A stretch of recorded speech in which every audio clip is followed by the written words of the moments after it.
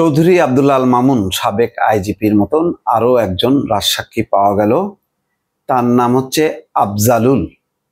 তিনিও একজন পুলিশের কর্মকর্তা। তার সাক্ষ্য কি, তার বক্তব্য কি? ওসি সায়েদ এবং এএসআই বিশ্বজিৎ 6টি মরদেহ পেট্রোল ঢেলে পুড়িয়ে দেন। বুঝতে পারছেন দর্শক, সেই জুলাই গণঅভ্যুত্থানের সময়কালের ঘটনা, আশুলিয়া, সাভার আশুলিয়ার ঘটনা, যে 6টা মরদেহ পেট্রোল ঢেলে জ্বালায় দিছে। প্রথমে গুলি করছে, মারা গেছে, সেটা টেনে এনে ভ্যানের উপর রেখে আগুন দিয়ে জ্বালায় দিছে।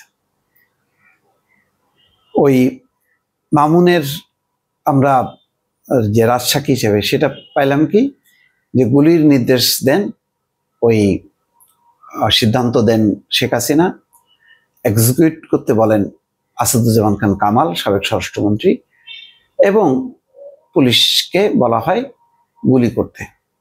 সমস্ত বর্ণনাগুলি পাওয়া গেল, কিভাবে হেলিকপ্টার দিয়ে গুলি করা হয়েছে, কিভাবে নির্দেশগুলো বাস্তবায়িত হয়েছে, প্রাণঘাতী যেই অস্ত্রগুলো ব্যবহার করা হয়েছে। আমি এটা বলি যে এটা আসলে আমরা হয়তো 9 মাসের মুক্তিযুদ্ধ দেখিনি, কিন্তু এইটা ছিল একটা যুদ্ধ, অন্য রকমের যুদ্ধ, গণযুদ্ধ বলা যায়। এটা তো গেরিলা যুদ্ধ বা মুক্তিযুদ্ধ না, গণযুদ্ধ ছিল। সেই জন্য অনেকে যখন বলেন যে আচ্ছা হাসিনা এদের বিচার হচ্ছে, তো পুলিশ আর এই আওয়ামী লীগ কর্মী ওদের বিচার হবে না, ওদের বিচার হবে কি করে? এটা তো হলো তুমি ওদেরকে মেরে তুমি জিতবা, আর না হলে তুমি মরবা, এরা জিতবে। দুইটা পক্ষ যুদ্ধ। এটা তো কোনো সাধারণের যে গণতান্ত্রিক নীতি ছিল, নির্বাচন, ক্ষমতা বদল, এই পর্বটা তো শেষ। এটা শেখ হাসিনা নিজে শেষ করে দিয়ে উনি মনে করছেন যে আমি যুদ্ধ করে আমি টিকে থাকবো, প্রতিপক্ষকে শেষ করব নানাভাবে, গুম খুন, তারপরে ছলে বলে কৌশলে, বিচারিক ট্রাইব্যুনাল, নানা রকম আইনি বেআইনি নানা রকম ফাঁদ পেদে আমি প্রতিপক্ষকে ধ্বংস করব। 15 বছর ধরে সে যুদ্ধ করছে। আর এই যুদ্ধের শিকার হইতে হইতে জনগণ 36 দিনের লড়াই করে তারা জিতছে। সেই লড়াইয়ে যারা মারা গেছে, সে পুলিশ সদস্য হোক, আওয়ামী লীগ সদস্য হোক, যুবলীগ হয়, তাদের কি বিচার চাওয়ার অধিকার আছে? তারা বিচার চাইলে তো যারা বিজয়ী হলো সেই বিজয়ীদেরকে বিচার করতে হয়। এটা হয় না, এটা যুদ্ধের কোনো নিয়মের মধ্যে পড়ে না। তাহলে বাংলাদেশে মুক্তিযোদ্ধাদের বিচার করতে হবে কেন? তারা পাক হানাদার বাহিনী রাজাকারদেরকে হত্যা করলো। চিন্তা করেন।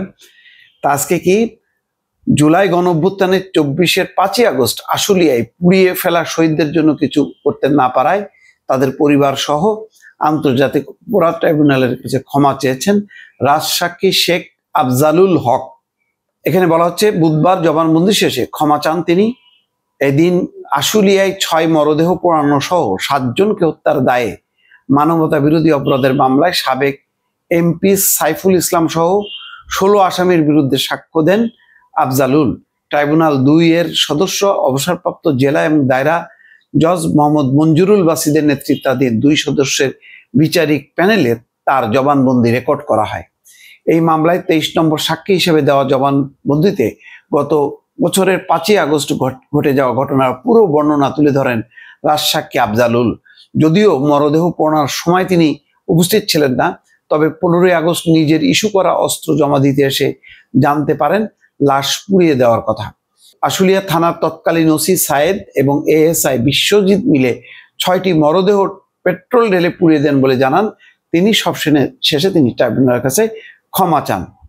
তো এই হচ্ছে ঘটনা দর্শক, সবাই জানে, কিন্তু কোনো স্বীকারোক্তি মিলছিল না। আজকে রাজসাক্ষী হিসেবে এই আফজালুল, যে ইনি এসআই শেখ আফজালুল হক, তিনি স্বীকার করলেন এবং কিভাবে মারা গেল। বুঝছেন, এইরকম ভাবে কত হত্যাকাণ্ড। এখন তার বিপরীতে যদি বলেন যে এই হত্যাকাণ্ডের বিষয়ে বিক্ষুব্ধ জনতা পাল্টা যখন থেকে প্রতিপক্ষকে ধাওয়া করে তাদেরকে মারছে, পিটাইছে, মরে গেছে, এখন তার বিচার হবে? জনগণ কেন তাদেরকে ধাওয়া করলো? তাদেরকে তা নাহলে তো আরো মারা যেত। তখন যদি ধাওয়া করে তাদেরকে পরাজিত না করা হতো তাহলে তো আরো মারা যেত।